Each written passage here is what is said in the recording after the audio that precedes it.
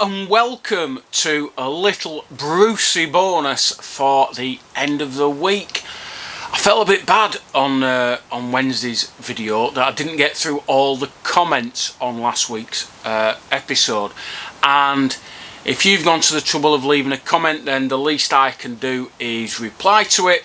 So I just thought I'd catch up, do a little short video for the end of the week for you to watch, and just clear up the comments from last week before we go on to next week. I just like to keep you entertained, really, more than anything. So thanks for joining me for this one-off. Might not be a one-off, who knows how many comments I'm going to get in the future, but for this little bonus episode, if you enjoy the video, please hit that like button. And if you're not already a Bowls Buddy and a member of this wonderful community of ours, please hit the subscribe button. It's absolutely free of charge. And don't forget to click that notification bell for notifications of new content on this channel. So let's get on with it straight away. So Steve Walker wrote, "Another great programme, Andy." Thank you very much, Steve. Loving the content and your replies to the comments. How about a piece on bowling families with pedigree? From my time bowling in the Oldham area, there were three outstanding families: the Strutts, the Buckleys and the Copelands. Going back further, there was the Wall brothers from the Barnsley area. I'd be interested to know about any others. Keep up the good work. Well, that's a great suggestion, and I've already done a little piece about Paul Strutt in one of my earlier, very early episodes actually, maybe one of the very first ones I did. But the Strutt family, yeah, Ken, Paul and Debbie, absolutely amazing bowlers, all three of them, and none of them play anymore, unfortunately. The Buckleys, obviously Stuart and Andy. Stuart, a Talbot winner, Andy, a Waterloo winner. Very interesting father and son. Spent a lot of time in their company and very entertaining, very nice people. And the Copelands, who I could have mentioned in my 90s players, because Dave Copeland was as good as anyone in the 90s. And Steve, his brother, left-handed, also a fantastic competitor, won an awful lot, and there was no love lost between them either. If they got to a final, you knew that they were playing for the prize, and they weren't carving anything up. Both of them sort of missed out on the very big competitions, the majors, the Waterloos, Isle of Mans, All Englands, things like that, but won an awful lot between them. So yeah, that's a fantastic suggestion. I might just add that to my list of programmes to do. It's getting longer, you know, getting longer. Good job I'm not at work for the next month. Wayne Mosley, my Crossland Moor member and guest pairs partner, winning partner actually. Wayne, very good bowler, Yorkshire County player, tends to play the short marks extremely well, and he's put, "Good show as always, Andy." Thanks, Wayne. Reed Canalside and Michael Martin's comments about arriving in a limo for the Yorkshire Cup game. When I was playing for Lockwood Cons, we also hired a limo for the final in 2005 against Lower Hopton. The venue was Outwood Working Men's Club. That was one of the quickest greens I've ever played on. We were well beaten on the day, but needless to say, had a great day. Keep up the good work, pal. Well, I've seen the photo in Lockwood Cons after the Griffin, and at certain times of the year I've been in there quite a bit, and I've seen the video. They don't have videos, do they? Seen the photo, and I think it's a tremendous way to go. Lots of style. I've not played Outwood Working Men's Club actually, so I don't know anything about the green, but I'm not surprised you got well beaten by Lower Hopton. They're a tremendous outfit, and they have been for a long time. So 15 years ago they'd have probably been at their peak, I guess. So good effort. Thanks for watching, Wayne. It's much appreciated. See you at the Griffin sometime. Paul Hargreaves, one of my contributors, regular contributors from Burnley, and he has put, "Thanks, Andy. I hadn't realised the Talbot was the top dog comp for so long. I had a look at the list of early winners of the handicap and noted the footballer Jack Cox won in 1925, the same year as he won the Waterloo. Does this stand as a unique double AC? Yeah, short answer, yeah, he's the only player, I was going to say certainly in the Talbot days, before the Talbot was knocked down, he was the only player to have won the Waterloo and the Talbot in the same year. There's quite a few players won both, but not in the same year. Even when it was moved to the Rakes, and when it was reintroduced in 1988, nobody has won the Waterloo and the Talbot in the same year. So yeah, an absolutely amazing feat. And interesting to note, an ex-footballers, quite a few ex-footballers made their name in Crown Green Bowls, going right back to the early days. A guy called Fred Threlfall, who played for Man City, won the Talbot, I think in 1915, 16, somewhere around there, 1912 maybe. And then of course Jim Cunliffe, famous panel player, I think he played for Everton, one of the best panel players apparently. So yeah, there's been quite a crossover from certainly in the olden days between footballers and Crown Green bowlers. But yeah, Jack Cox, a unique double 1925. Was you there, Paul? Only joking. Sadly, when I checked Cox's Wikipedia page, it details his fine football career, but there is no mention whatsoever of his prowess and achievements at Crown Green Bowls. If I was you, Paul, I'd edit it, or maybe I'll do it for you this afternoon if I can get round to it. Next, Rodney Whitehead from Loughclough. Funnily enough, I mentioned Loughclough Park the other day, didn't I? Was interesting to hear you mention that Derek Nuttall was one of your mentors. I remember that locally he was one of the best around, along with bowlers like Ted Duxbury, Tommy Barnes and a few others I could mention. Do you remember them? Well, I don't remember Tommy Barnes. I know of a few Barneses, but not Tommy. And Ted Duxbury, I'm told he was as good as anyone. Ran well in the Waterloo a couple of times. Very good bowler. Some likened him being in Duncan's grade at one point. Very strange delivery by all accounts. He had a very, very long backswing, got very low to the ground, went everywhere with his dad, sounding familiar this, and he packed in, I think in the 70s, due to a brain hemorrhage. And I remember Derek Nuttall telling me that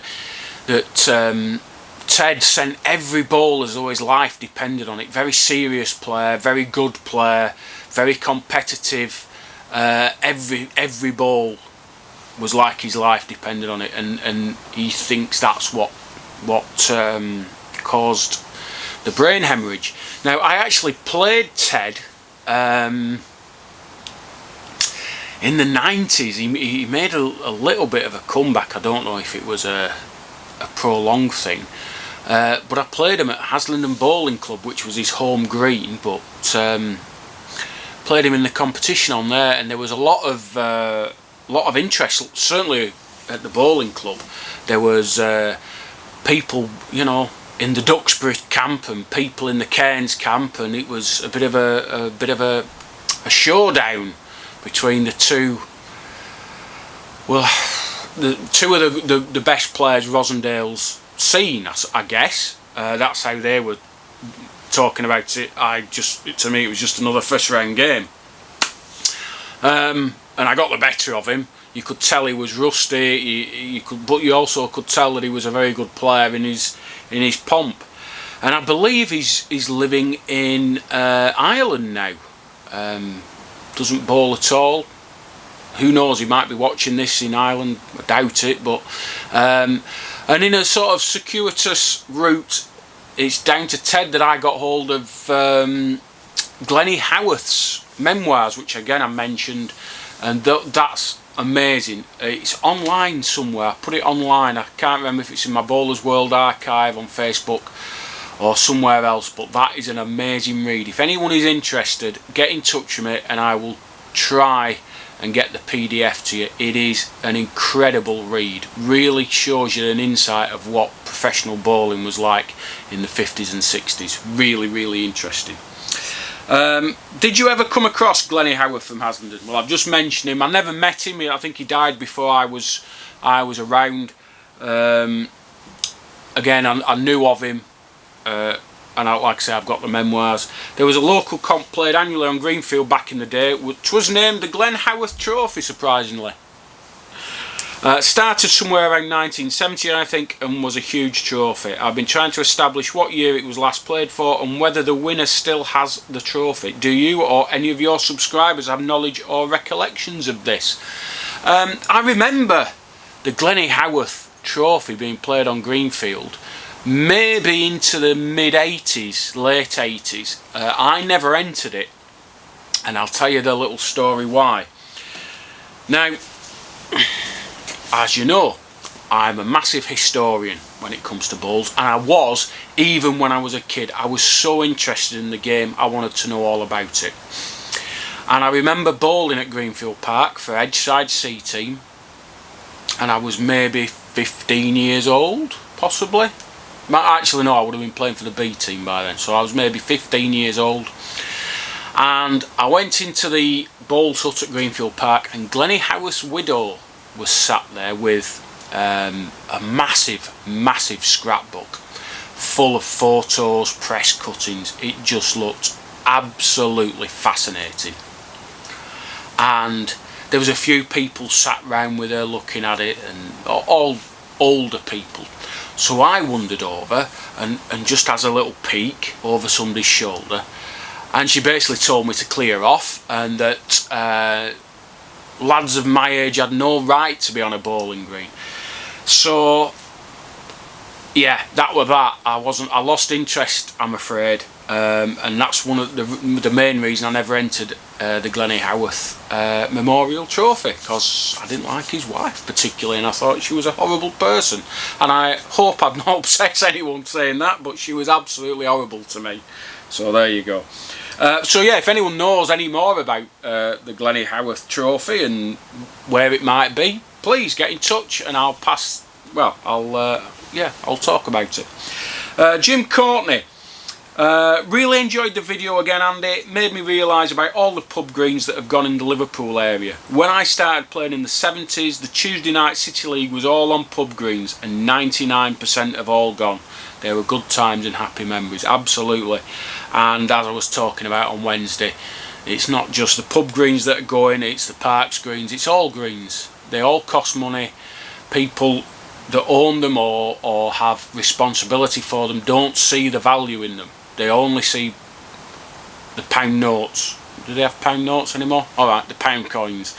And they don't see the bigger picture, the mental health benefits, the health, the exercise that people get, the community spirit that there is built around bowling greens.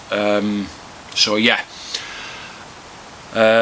Jim, it's sad, and I know that there's no bowling greens. It's certainly in Rosendale that they're attached to pubs anymore. Oh, well, could you call the Rose and Bowl a pub? Yeah, I suppose you can. But it used to be a working men's club, so maybe it's not just the same. But yeah, greens are going all over, and people should be worried. And I'm concerned that there isn't more concern shown by British Crown Green, to be honest. But that's another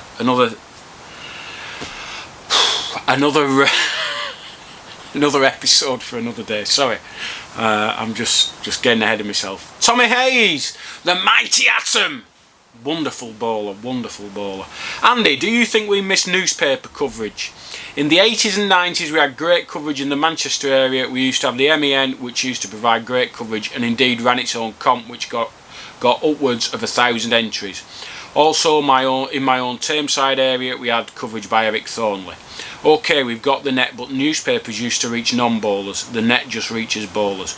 I know those days will never return, but just another reason people are not attracted or know about the game. Absolutely, Tom, I agree with you 100% there. And for me,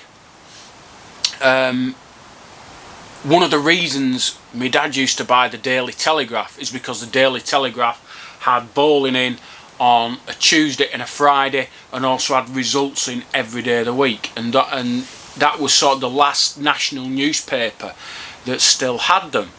Before that, the Mirror, the Daily Express, I think those were the two main bowling papers.